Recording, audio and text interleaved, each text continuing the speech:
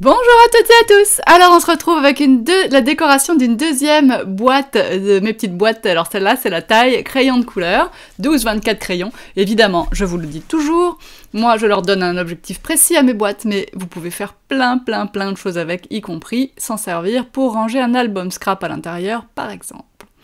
Alors je décide de peindre ma boîte en blanc parce que cette fois, je vais faire du collage de feuilles de riz et c'est toujours mieux d'avoir une surface très claire quand on veut coller une feuille de riz dessus ou une serviette en papier parce que ces matières sont légèrement transparentes et sont donc influencées par la couleur du fond. Donc si vous voulez de belles couleurs fidèles à ce que vous voyez quand vous aurez fini votre collage, l'idéal c'est de coller sur du blanc. Alors j'ai choisi une feuille de riz que j'ai nommée dans l'article du blog, bien sûr, qui correspond à cette vidéo, parce que c'est pas que je veux pas vous la donner, c'est que je ne m'en souviens pas de tête. Elle était aussi notée dans la publication Facebook, dans le club tout en colle que j'ai faite samedi, après l'avoir terminée. Juste pour vous faire marner un peu, je vous ai montré la boîte en avance. Donc je vais coller ma feuille de riz au milieu. Pour ça, je prends une colle de découpage, une colle à feuille de riz, c'est encore mieux. Moi j'ai des restes de colle à finir, alors je ne m'en prive pas. Donc pour la feuille de riz, c'est pas comme la serviette en papier, il faut absolument mettre de la colle en dessous et au-dessus.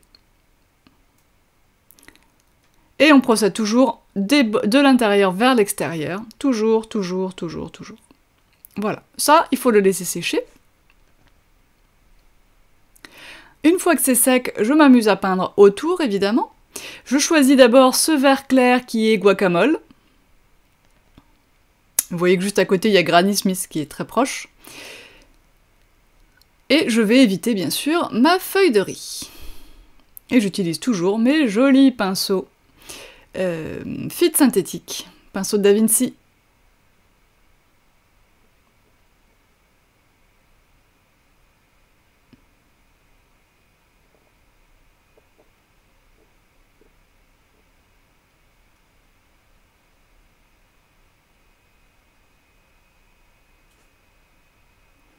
Voilà, une fois qu'on a fait bien gentiment le tour, c'est pas grave si on n'est pas hyper précis parce que de toute façon on va réutiliser notre pinceau biseauté.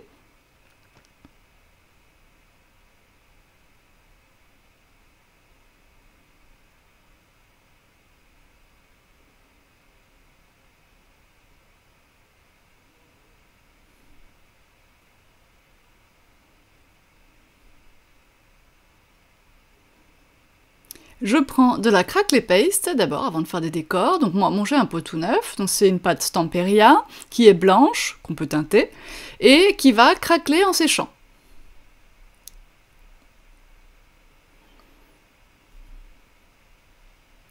Alors il faut savoir qu'avec ce genre de produit, si vous mettez très fin, vous aurez beaucoup de craquelures très fines. Si vous mettez très épais, vous aurez peu de craquelures mais très larges. Ici, j'ai volontairement pas attendu que mon verre soit sec, parce que j'espérais pouvoir mélanger un peu de mon verre dans la pâte et que du coup elle ne soit plus blanche mais vert clair. En réalité, c'est pour ça que vous me voyez passer plein de fois en raclant un peu, pas à cet endroit, là je fais exprès de recouvrir un peu ma feuille de riz, mais pour qu'elle soit bien intégrée dans le décor, mais je gratte un peu, j'essaie de faire revenir mon vert clair dans ma pâte, mais ça ne fonctionne pas. Pourquoi ? Parce que c'est une peinture fresco finish et qu'en fait elle est déjà sèche, même si ça n'a pas pris 1 minute. Et donc c'est pas grave, je vais prendre une autre option, et vous allez voir, en fait, c'est presque mieux. Donc là, je vais faire sécher. D'abord, je remets bien ma pâte comme il faut dans mon pot, pour éviter qu'il y ait trop d'air qui rentre dedans, et pour la garder le plus longtemps possible. N'hésitez pas à filmer au contact, bien sûr, avec un film étirable, là, de cuisine. Même si vous découpiez un petit rond de papier sulfurisé que vous posiez dans votre pot, ça serait très bien aussi. On pourrait même imaginer un truc avec une tirette pour le soulever, enfin bon, on pourrait imaginer plein de choses. Je profite, parce que ça fait quand même longtemps que ma spatule se décolle, hein. Eh bien vous voyez, je l'ai fait, ça y est, un petit coup de colle à bois, on remange tout ça, et ça va repartir pour un tour, donc je l'ai fait sous la caméra, puisqu'elle était branchée, je me suis dit, allez, ne coupons pas, profitez de tout.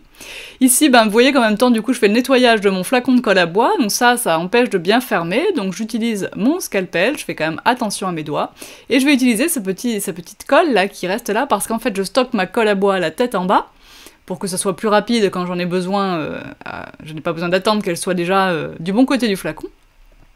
Mais du coup, ça fait ce petit amas de colle là, donc je l'enlève.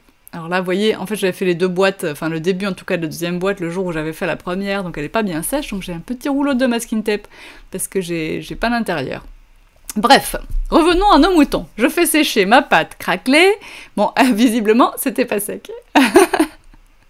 On évite ce genre de bêtises, parce que ça fait des traces, c'est pas pareil, on n'a pas la même texture après, c'est pas régulier. On évite de mettre les doigts quand on sait que c'est pas encore sec. Et donc, je vais faire sécher suffisamment, et je vais passer du vert un peu plus foncé, genre Tiny Peas, par exemple. Vert petit pois.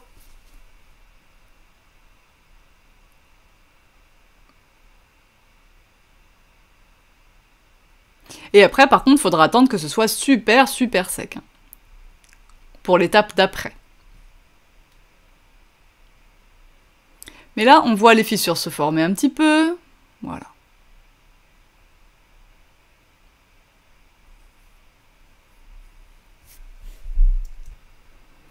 Et on passe donc au vert un peu plus foncé. Alors, on secoue bien.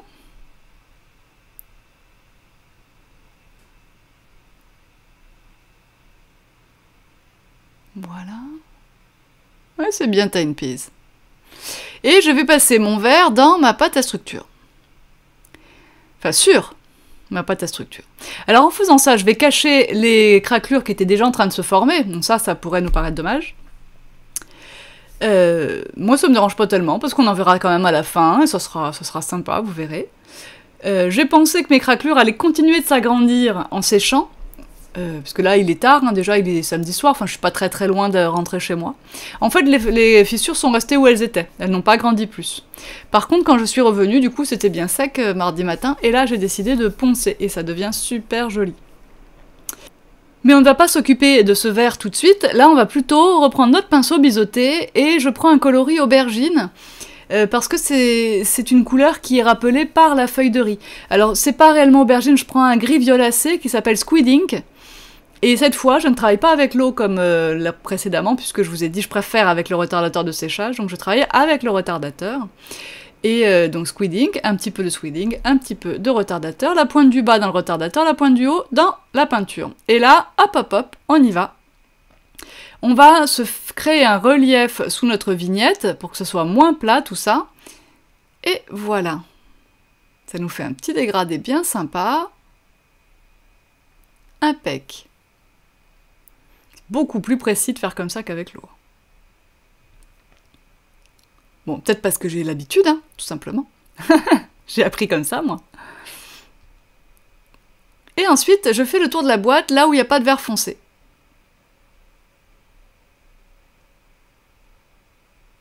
Alors, faut pas que votre pointe elle soit en dehors de la boîte, hein, c'est le défaut que je vois le plus souvent quand j'apprends à faire ça en atelier. La pointe doit bien se trouver exactement à l'intersection de 2 motifs, ou vraiment au bord de la boîte. Sinon, ben, elle ne joue pas son rôle, hein.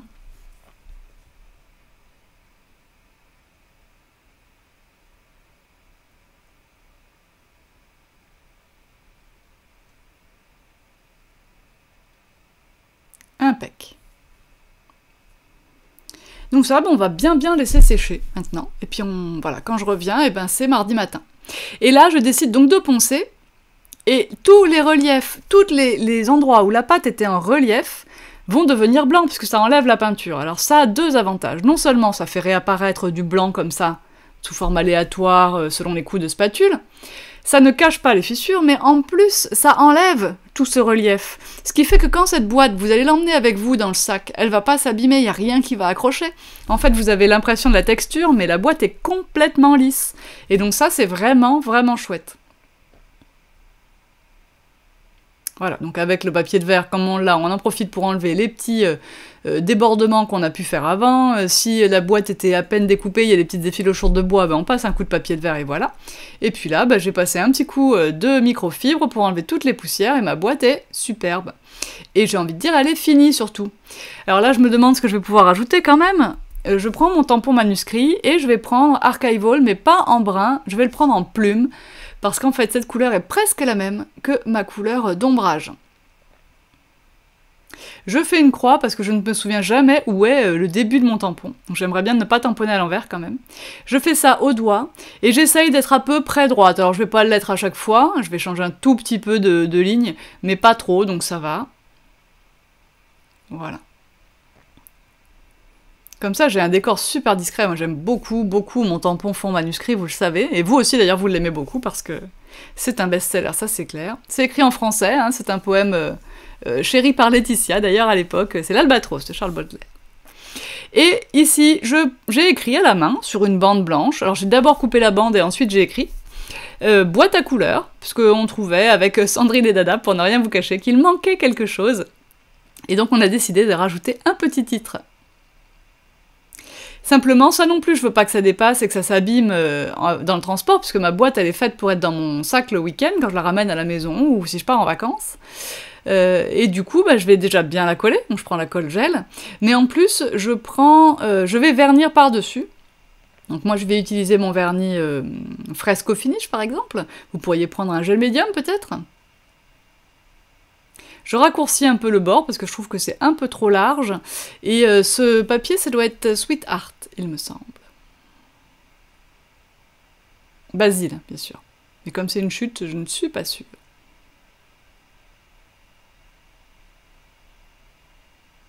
Donc j'ai écrit avec un feutre noir, évidemment. Là, j'ai pris mon feutre qui va avec les feutres à alcool, un feutre de la marque Copic qui est fait pour ne pas baver avec les feutres à alcool, mais vous auriez pris un Pitt, par exemple, Faber-Castell, ça irait très bien également. Donc je colle déjà joliment tout ça.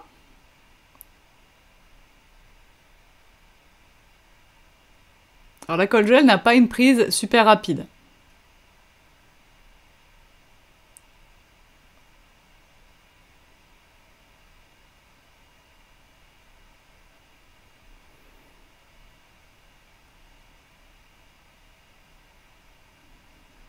Ensuite, on peut poser un truc dessus, hein, le temps que ça prenne, justement. Et donc pour finir, une fois que c'est collé, on y va avec le vernis. Donc moi j'ai pris Satin Glaze, je pense, chez Paper Artsy. Un très bon vernis, je trouve. Et puis mon retardateur de séchage est bien sec, puisque ça je l'avais fait samedi, hein, vous vous souvenez, je l'avais fait donc 3 jours avant, il n'y a pas de problème, il ne va plus baver.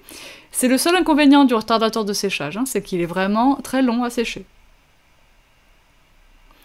Voilà, puis là, je vais me servir du contre-jour hein, pour être sûr d'avoir mis du vernis partout. Et bien sûr, après, il faudra faire l'intérieur de la boîte et tout vernir, et le dos aussi, et tout vernir bien comme il faut.